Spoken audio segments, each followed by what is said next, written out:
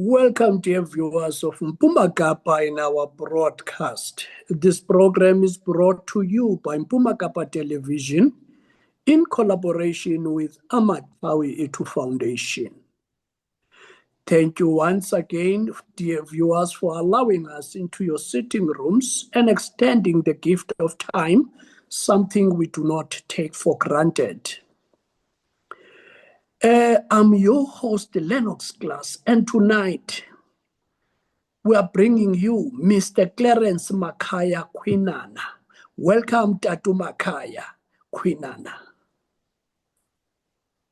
Thank you, sir, for inviting me to the program, and good evening to the viewers also.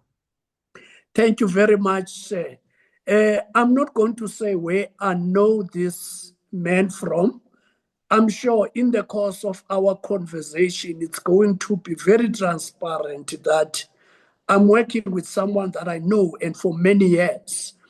But for the benefit of our viewers, Mr. Kwinana, in a paragraph, please share with the viewers who Makaya Kwinana is.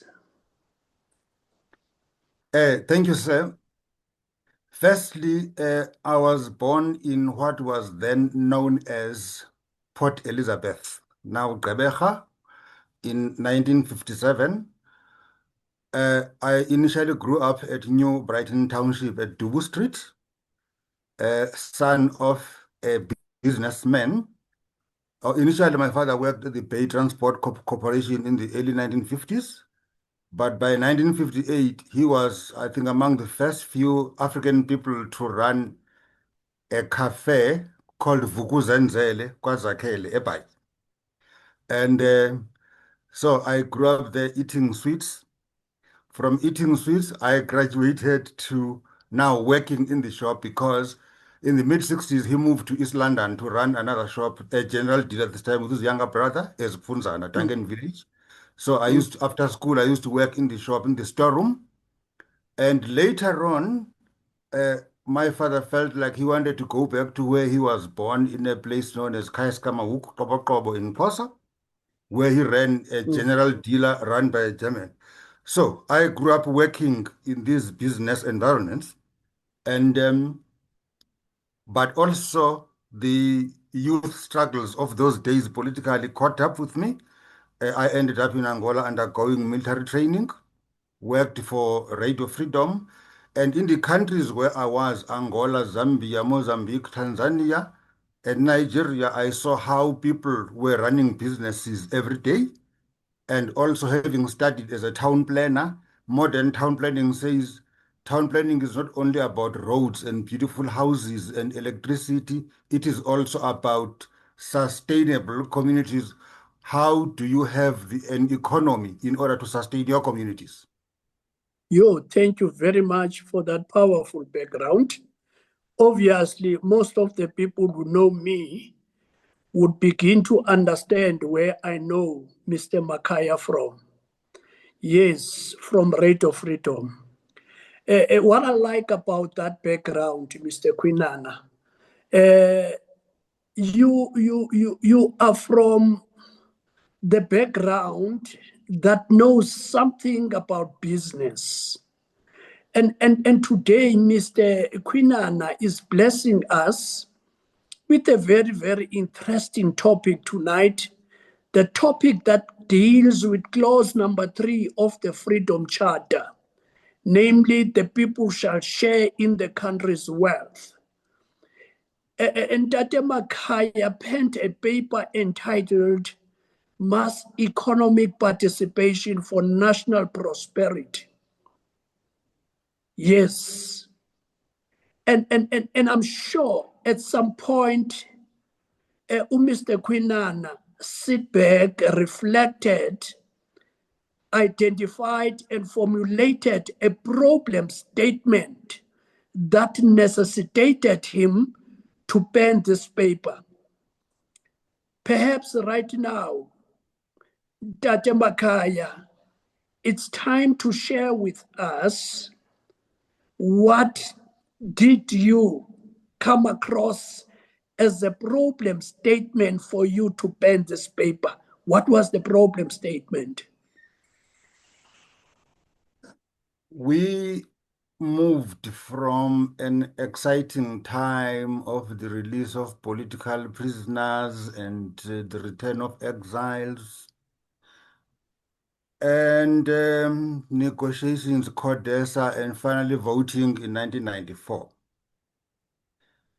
And those were exciting times, and the people of South Africa had hope that good times were coming. Mm, mm, But as we began to move away from 1994, 5 years, 10 years, 15 years, it became apparent that unemployment was increasingly becoming a problem. mm, mm, And people were beginning to complain that it looks like before 1994, it was even better because there were jobs. Once yes. people begin to speak in those terms, then you have to recognize that there is a problem.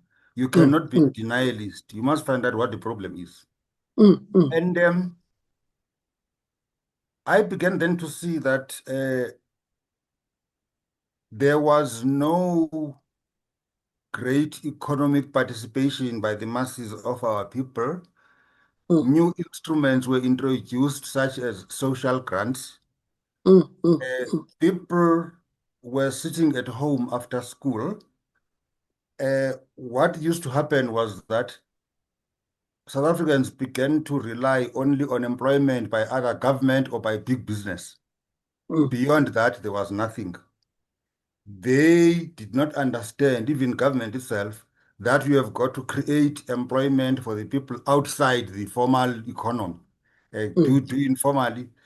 Your mass economy as an artisan economy, train your tailors and plumbers in big numbers, and mm, then mm, create your work opportunities within your cities. Every municipality has got, every province in South Africa has got various towns. And these mm, towns were neglected. Nobody was doing anything to create jobs and make money. And mm, these things were done by people from outside. mm, So I began to realize that it was important to say, where can you find sustenance outside the public sector and the big business? Wake up in the morning, open your cities, do something there.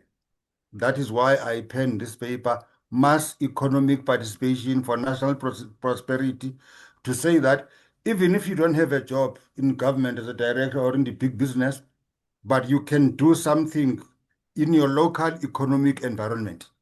That is what other countries do. And we're not mm, doing that here. We were channeling our people more towards, handouts such as social grants and any mm, other. And mm, this thing was not sustainable. Even today, people are still complaining. So it is important that we wake up and do something in our local economic spaces. mm, mm, mm. And Tate Makaya, it is to tell the truth that almost all the South Africans will resonate with what we have just said. For instance, I was looking at Stats SA. Today, the unemployment is sitting at 8.1 million. Let's say your paper works or your proposal works. How much do you think your intervention can absorb from these 8.1 million people? Do you think you can make a dent if your intervention or your paper can be implemented? Can we make a dent from this 8.1 million people? The aim is exactly to make that dent based on the practical experiences of other countries around us, and also based on what we used to do before. Now, the reason I call the paper Mass Economic Participation for National Prosperity Mm, is because I felt that we needed a massified approach to creating employment and combating unemployment. Massified so that it is going to absorb thousands upon thousands of people so that that 8 million of unemployed people, big number, can be drastically reduced. You mm, see, if it is drastically reduced, you will then have a small number of people to service with social grants. You see, you mm. would even be able to increase the money paid to pensioners and those who are indigent. They wouldn't be sharing 350 rand per person, they would share a bigger amount because you would have liberated that space for your indigent communities, for your old age people, so that your young people are able to work. Now, let me give you some examples. I met a Canadian person. We're talking about unemployment in South Africa. He says, you see, in Canada, not everybody wants to be a graduate or a PhD holder or whatnot. Other people want Yes, just to do people with their hands. He says, yes, look, in every city in Canada, there is a tap leaking, whether it's in Toronto, in Ottawa, in Ottawa, mm, there'll be a tap leaking and then a plumber is needed. So he comes yes, here, he repairs this tap, he leaves an invoice, he goes next door, he does the same thing. By the end of the month, the money he has made is equal to that of a director general. You understand? mm, mm, So mm. what we needed to do, we needed to say, where are these jobs that we say there must be, these jobs that must be held by the masses in a massified manner? Yes, Firstly, there is what we call an artisan economy in any country, mm, where people are trained in thousands and thousands as tilers, as plumbers, as roofers, as electricians, as carpenters. That's an artisan economy is a big economy. That mm, is why if you drive around in any town in South Africa, you're gonna see a guy carrying a placard, plumber, tiler, this, because yes, that is where yes, there's money there. We need to mm, do those things. And then also, when you wake up in the morning in towns like Lagos, yes, Tananarive, Zambia, Lusaka, Dar es mm, Salaam, not everybody wakes up in the morning and goes to work in a government department or goes and work in a big private company. Other yes, people open their cities. They run dry cleaners, laundromats, cell phone shops, internet cafes, mm, mm, fast food outlets, all of those things. We need to mm, do them. So those things in South Africa, by and large, are done by foreign nationals. South Africans are sitting at home doing mm, nothing. And this issue has got to be addressed, you see. We mm, need to address yes, this issue properly so that our people get involved, so that it is best to have fewer people waiting for a handout from government than have the majority of your population doing that. You see, mm, because once you have people participating in the economy in big numbers, they are gonna pay tax and then they are gonna grow the GDP rather than that more people are not participating. Instead, they are consuming through yes, social grants and handouts, you see. So we're bringing the economy down by so doing, whereas we'll bring up the economy if people participate in huge numbers in the country. yes. Mr. Makaya, go anywhere in South Africa. Uh, uh, this sector you are talking about is mostly dominated by foreign nationals. Not judging, not saying there's anything wrong, but in your paper, somewhere you argue against this. You propose that this sector must be protected for the South African youth. Why do you think this is important? If you look at countries around us, Yes. what they do, they don't say we don't want foreign nationals. There's no country Mm. that will say that. Yes. What they say is There are certain local economic activities that must be protected so Yes. that these economic activities serve as a survival space for local communities. At Mm, least when they wake up in the morning, they can open a spaza shop, they can have a mechanic workshop, all of these small things, there are many, they mm. do them. Then they say the foreign people must come in at a higher investment level Yes. in order to, whilst you come in, you make money, you also create jobs for local people. Let me give you a practical example. Mm, Go to Nigeria. mm, There is a law there called the Nigerian Enterprise Development Decree of 1972.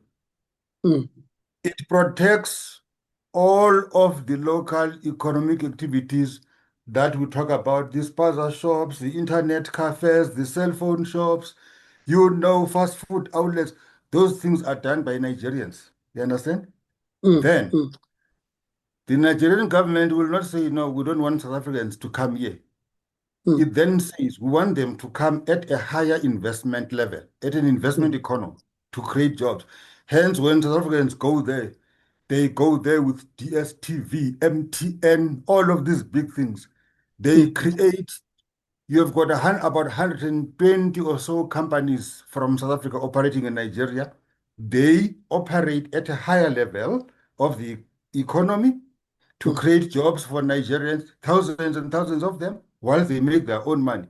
They don't go there to compete with Nigerians, mm, at the local level, like a spaza shop and mm, internet mm, cafes and a cell phone shop and the car wash, all of those things. They mm, go at a serious level. So that is where we missed it in 1994. So mm. you go to any city in South Africa, all your cities, King Williamstown, East London, Port Elizabeth, Johannesburg, Pretoria, it's as if there's no South African population. Why? It's because the people who are visible are people from Pakistan, Bangladesh, Nigeria, Somalia, Ethiopia, because they are active in the economic spaces that I've referred to. And then the South Africans are sitting at home. That is the Mm. situation that is where we need a turnaround, and a big one for that matter. And Yes. remember that all of the countries that I've mentioned, the people who are here in big numbers, in their own countries, they are protected. Take, for example, in Pakistan, we have got Ordinance 2002 that does the same thing. Bangladesh, we have got the Small Cottages Industries Law, that does the same thing. You go to Somalia, SBRC, Somali Business Registration Council, they do the same thing. You go to Ethiopia, you have got the Derg Law of 1974 that does also the same protection. Go to Zimbabwe, anyway. So every country in the world makes sure that you have got an economy that at a certain level is got to service your local people so that you don't have as much unemployment as we have in this country today. Mm. You see, Ndadimakaya, I remember us engaging around this matter, and our engagement coincided with an opportunity that one had to visit UAE. When we were writing this paper, I said, no, man, Makaya is correct. You see, in the Middle East, you can count them. UAE, Omania, Qatar, all those countries, they have the same system. And no one is crying xenophobia. They have the same system. In UAE, it's called Emiratization. In Qatar, it is called Qatarization, Omania, Omanization. It is precisely to protect their locals. All these countries, with no exception, Makaya, all these countries, they are locals in terms of population are very few. UAE, they are only 12%. 80% is foreign nationals. But You come there with a small spaza shop. 51% of what you are doing there is owned by a local. They don't have to invest even a cent. For you to get the license to trade, identify a local, and they're calling that a sponsorship. No one is crying foul play. People go there, they will tell you it's 49% I did not have.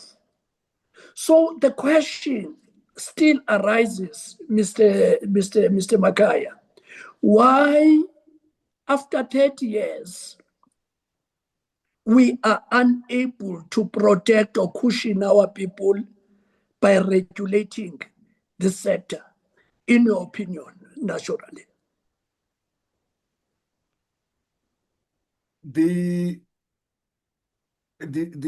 Well, part of the problem would be in the sense that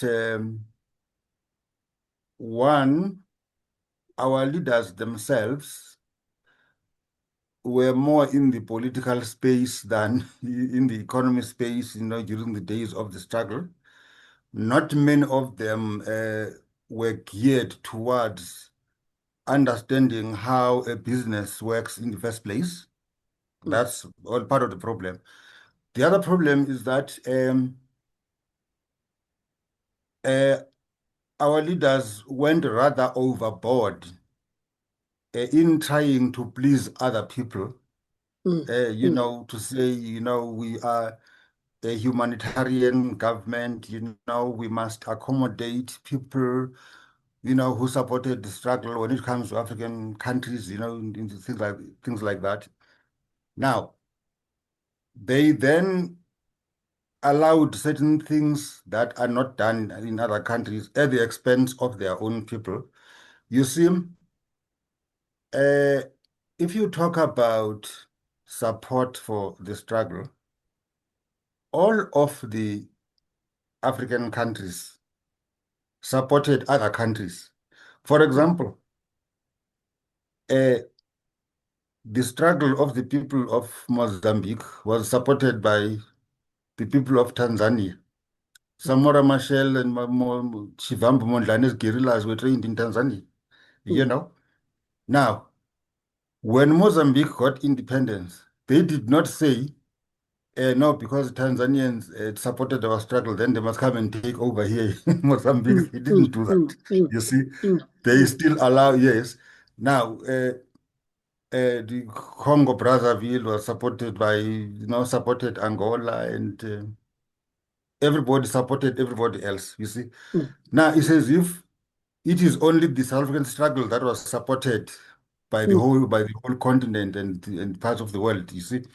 Uh, it's like now we're the only ones who've got this obligation, whereas they don't do like that themselves, you see. So, and therefore our leaders went overboard in trying to please other people. And for the past 30 years, they were advised to say, these things are not done like this. And then they did not believe it. So today we are where we are because these things could have been prevented, but they did not understand it at that time. Now they wake up today is too late, you know. Now there's all of the demand for illegal immigrants to be removed, you see, things that could have been prevented. Now, I may also address the issue of allowing people in your country. If you say you document people, you need to check you document them for what? Are you documenting this? Look, because you have got to look at the visa regimes that are there. People come into a country as tourists, as students, as big business people, those things do happen. But there is something in South Africa that is happening that I call a visa metamorphosis. Right. I mean, as a student visa, you've got a student visa,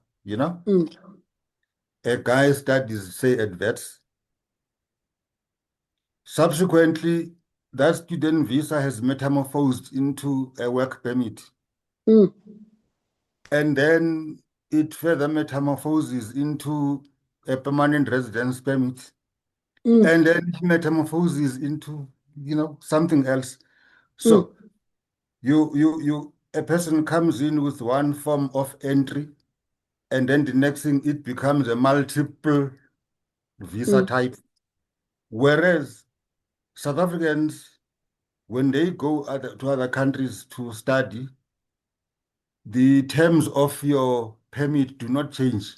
No. If you came in as a student, you'll be like that. You cannot suddenly be accelerated and get a work permit and be placed ahead of the local people. So Mm, these are some of the things that we did wrongly. But mm. I think with the current immigration laws that are being revised and so on, these things are gonna be corrected. Well, it'll take time, but they must not take another 30 years. Mm, They must mm, take mm, another 30 years. Otherwise, you mm. see, now we will end up with some strife within communities. So you need to hasten these things, move with speed, because we have lost 30 years already doing things wrongly. You see. Okay. On that note of doing wrong things, uh, uh, uh, let's take a quick break in Tate Makaya. When we come back, I want us to talk about this gold field that we're talking about. The gold field in terms of this sector. We know that this sector commands approximately 900 billion, this sector we are talking about. After the break, we will talk about this sector and see how can we fast track so that the people begin to benefit from this 900 billion. For now, please don't change that channel. Let's go and pay the rent. Thank you.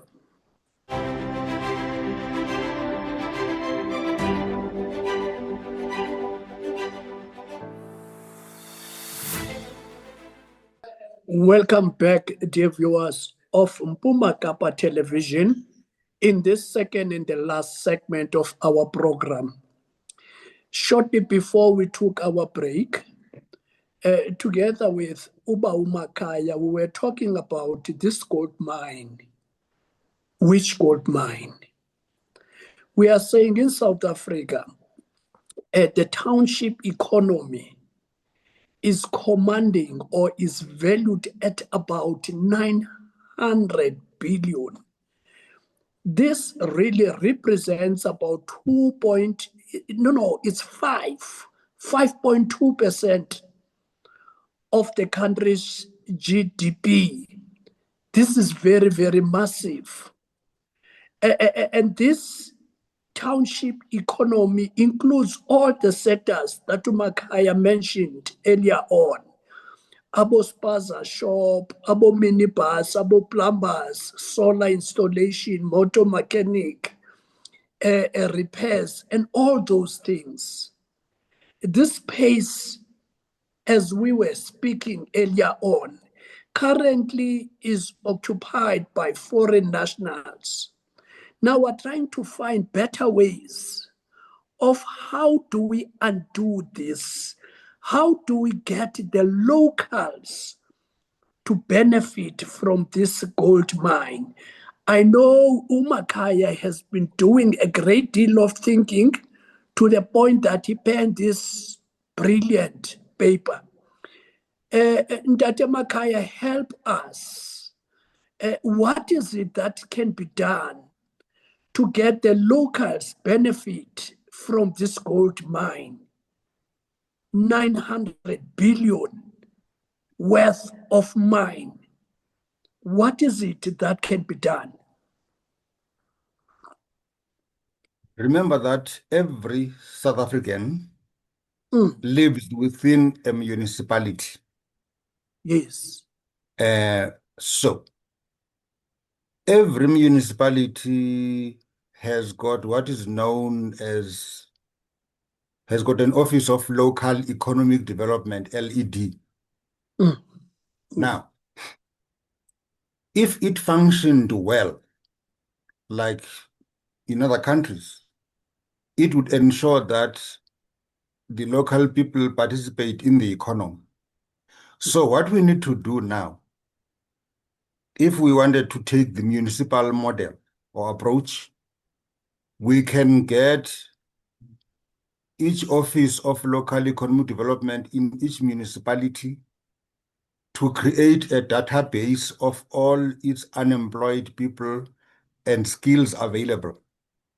So that you are talking directly to your people in this municipality. What kind of skills do you have? Or what kind of assistance do you need? What kind of business do you want? Some of the economic activities do not really require that you give a person in hand an amount of 500,000 rand or 100,000. You can just basically equip the space. If a person says, no, here is a room, I would like to run a hair salon. So Mm. you don't have to say here is 100,000, 200,000, go and buy this equipment, the basins and these all of Mm. these Mm. dryers and stuff. You can actually go, the municipality can actually assist that person, buy the equipment, equip the space, and then let Yes. a person work. You see?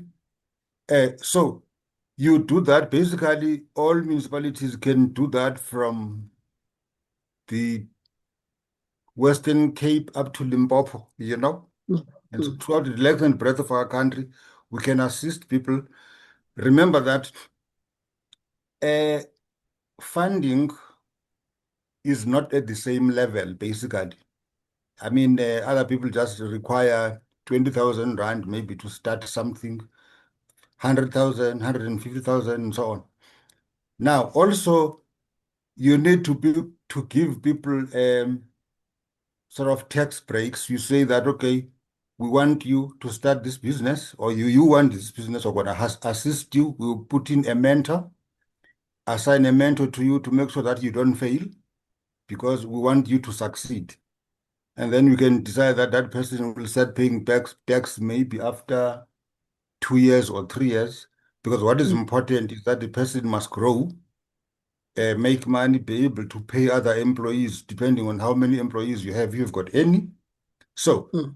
these are the things that we need to do.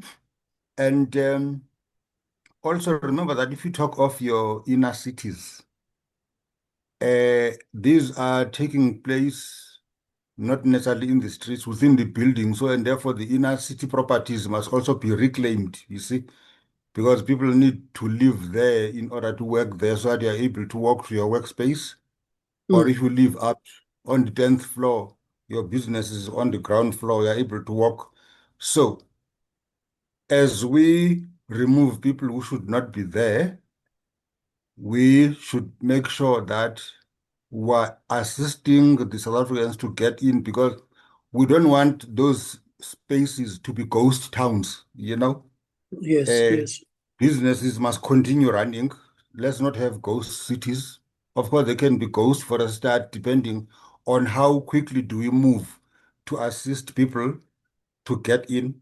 Uh, the spaces we are liberating, we are liberating not only your economic spaces, we are also freeing up your housing, by the way, because there's a lot of housing space that is occupied by people who are illegal, who have turned those spaces into drug dens and other wrong things happening there.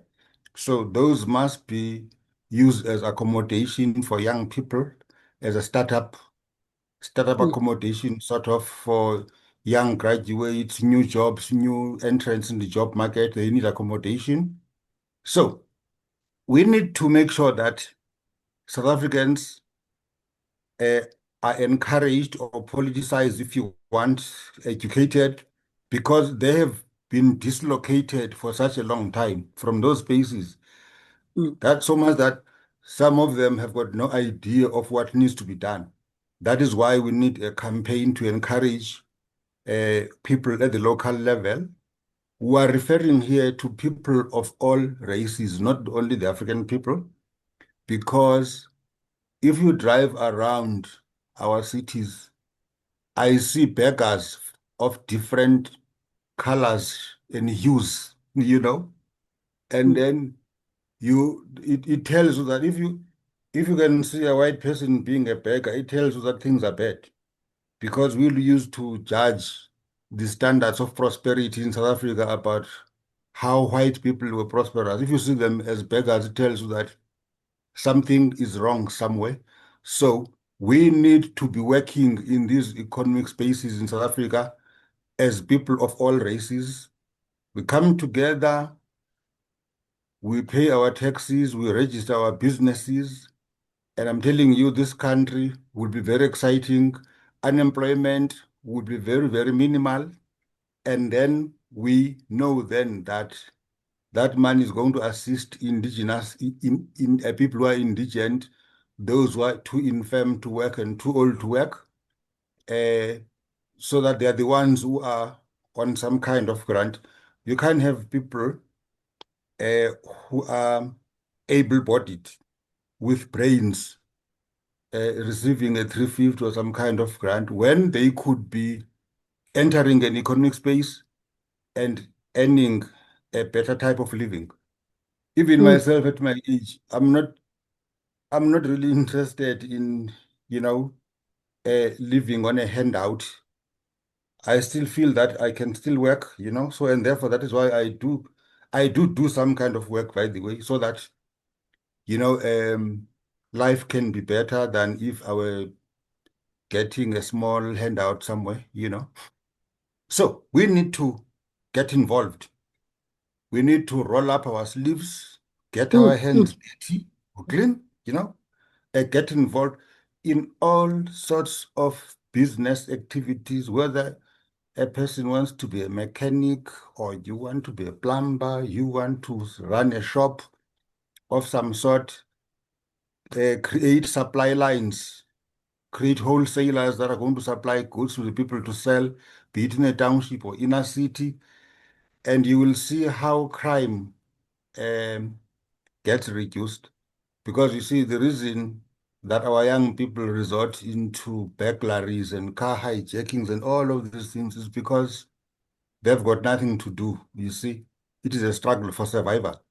But mm, once you get people into meaningful work, we are going to gradually remove them from criminal activity. You see? And mm, therefore, mm, your jails will be empty as they are in the Netherlands. mm, You mm, see? mm, mm, mm, mm, Really, there's no country that can pride itself about having the biggest prison population in the world or have, the biggest numbers of unemployment in the world. Those are nothing that we should pride ourselves of. mm, We should pride ourselves of how many huge numbers we have put in the economy for people to participate and earn a living and develop the country and grow the GDP. We cannot go on being proud of the huge numbers that we have placed on social grants. That's not the way to mm, go. mm. Yes. Yeah, very, very painful indeed. A very massive plan, Ndate Makaya. From where you are sitting, a massive project like this has to have a champion. Where do you think this project should be located? I know later I'm going to ask you what happened to your paper, but before I get to that, I would like to know, in your perspective, where do you think this project should be located?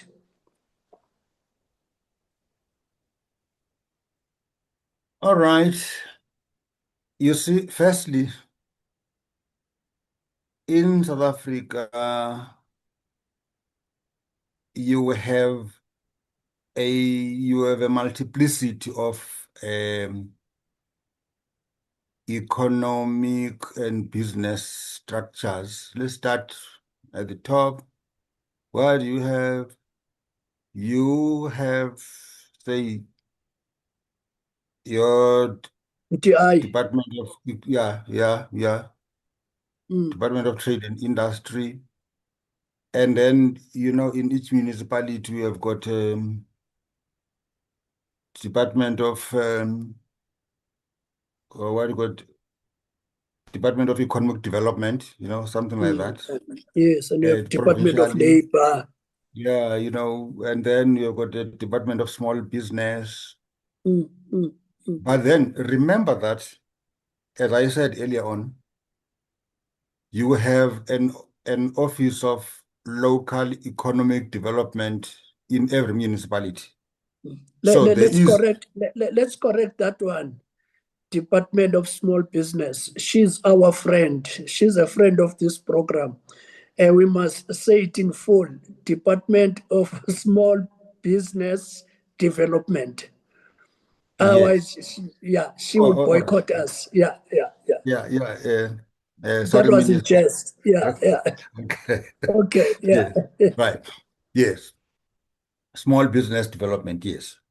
Now, then I was saying that we have got these offices of local economic development throughout the country because every municipality has got them, you see? Yes. So, and they are part of the municipalities, and local government is also under the Department of Local Government, isn't it? Yes. Yeah. Now, then I would say that there needs to be cooperation between the Department of Local Government that is running the municipalities and also the Department of Small Business Development, which looks at funding, you see. So they should fund in the manner that I've outlined in my paper to say you identify that in this municipality, these are the things that we have, these are the people we have, and who they would like to run these kinds of activities. This is the level of funding that is required. So maybe they may not have all the funding themselves as a department, and therefore you need to see where else can the funding be sourced. Perhaps the local government sphere has some funding, but as long as they work together, they can get it right. They can get it right because what is important is uh, not to leave people idle doing nothing. Everybody must get involved. There are young people there who are energetic, who wants to get things done, but have got no encouragement, no material assistance, um, no intellectual support, but they are determined. But because of the dislocation of so many years, I think they are demoralized, but Okay. we can get them to wake up, you see. Okay. Mm. Ndati Makaya, maybe because of competing priorities of the governments, all these departments we have mentioned, just in few seconds, is it possible for an individual to initiate this particular intervention? For instance, you, because you've stated some of this intervention do not necessarily need money. You need someone who knows what they want to do. You make a call and get somebody to do 1, 2, and 3. The reason I'm asking this question, I want to challenge you, Ndati Makai, as Mpuma Kappa TV. I want to challenge you and say, if we are saying an individual can do something towards this, after this program, we are going to have a meeting and say, what is it that can be done? We do that even if it means empowering one person. And we come back to this program and say, remember the last time we spoke, we've invited someone, we've managed to assist. Now, this is where he is. So that when we go back to these government departments, we are able to pull this person and say, it is doable. Do you think an individual can do this? I can answer you this way. If you look at my paper, down the paper, there is somewhere where there is a part that I have given a heading or subheading, implementation plan with an Yes. implementation template. Yes. Mm. Then I was saying, as I thought that time, the program could be championed within the local government, within the Department of Local Government, within that sphere, because Mm. municipalities are there. I Yes. said there needed to be established an office of mass economic planning, you see, because I called my paper Mass Economic Participation, MEP. And Yes, therefore, I ma'am. said that there can be an office of MEP or MAP located within the Department of Local Government, headed by somebody in order to drive this This program. program nationally. Yes, you see. So it Let's is do that. someone who can see that it happens. So, Let's let's do well, that, Bab. Let's do well, I'm that. ready. Let's do that. Let's No do that. problem. Thank you. Because you have said, let's dirty our hands. And I understand why you said so. Because once your hands are dirty, you can always clean them. Now, what happened to your paper, Baumakaya? What happened to this paper? Well, I didn't just write it and then put it in a drawer somewhere, you know. Mm, I actually shared it with various structures. mm.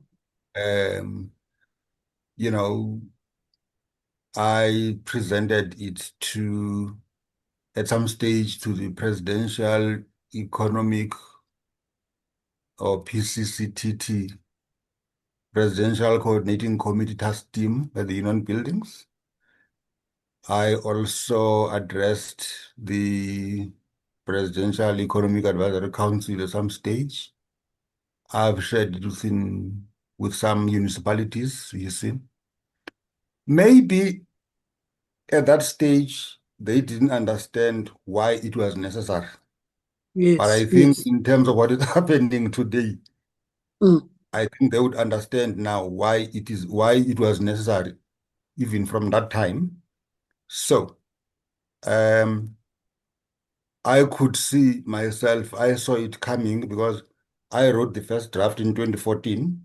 So I saw it coming that one day, if we don't do this, there would be problems. Now, it's not too late. Got problems now. It's time to come into the rescue. mm. Yeah. Yeah, Mtate Makaya, certainly this is not the last of the viewers of Mpumakapa having the pleasure of hosting you. It's just that the time is our enemy right now.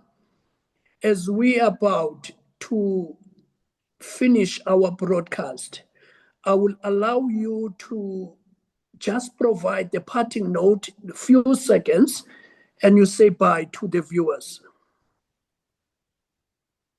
So it is time now to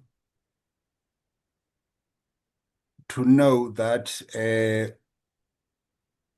doing nothing about a problem is not going to help us. So Mm, it is now time to know that if we didn't know where the jobs were, the jobs are all over us within our municipalities. There exist economic spaces where we live. We don't have to look at employment by national government or provincial government or local government or municipalities for us to get jobs. There are jobs that we can do within our municipalities as artisans, as merchants, you know, as entrepreneurs. But of course, we must approach our offices of local economic development to say, here we are. We're here to register. We need assistance in this fashion, because the officials themselves may not be going from village to village or from township to township looking for people to say, what do you want to do? Also, if you know where the offices are of local economic development, approach them, forward your name and your CV, and then you say, this is what I need. Then they can have a database of skill sets available within a particular municipality, and then we can move. Thank you very much, Ndate Makaya. On that note, we have come to the end of our program, but please say good night to the viewers. And with these words, indeed have a very good night. And when we wake up tomorrow morning, let's wake up with a positive mind. Thank you. Yes, Ndate Makaya, at times when we are confronted with these challenges, we begin to think of a man who knew the significance of every move like a chess player, every gesture that he delivered, every modulation of his voice, every step deliberate, the weight of silence, the elegance of timing. And you know, Ndate Makaya, this man was O.R. Tambo. It's days like this when we think of that man. May his soul rest in peace. It is said to never change things by fighting the existing reality. To change something, build a new model that makes the existing model absolute. On that note, we've come to the end of our program. Until we meet again next week with another exciting program, it's a very good night.